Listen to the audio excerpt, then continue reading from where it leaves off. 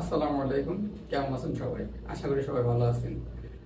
আজকে কাজ নাই, তো এই কারণে দেখি গরিবের জাতীয় মাছ বাংলাদেশের পাঙ্গাস মাছ কিভাবে রান্না করি প্রবাসীরা, আপনাদের দেখেন। আসেন, চলেন।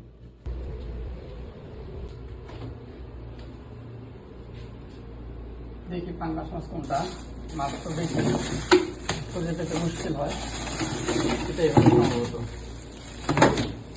আর 7 জন, তো মোটামুটি 14 পিস রাঁধতে হবে আজকে।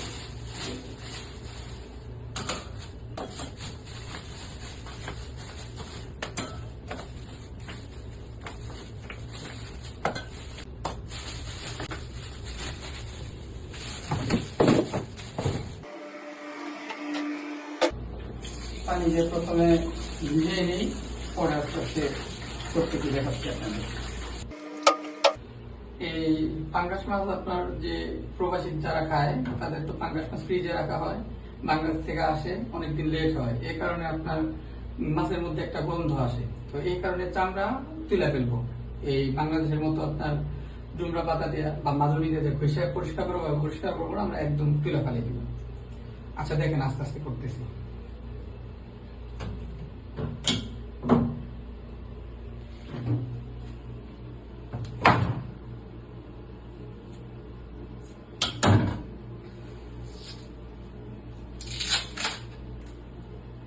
যেভাবে পুরো চামড়া উঠে নিতে হবে।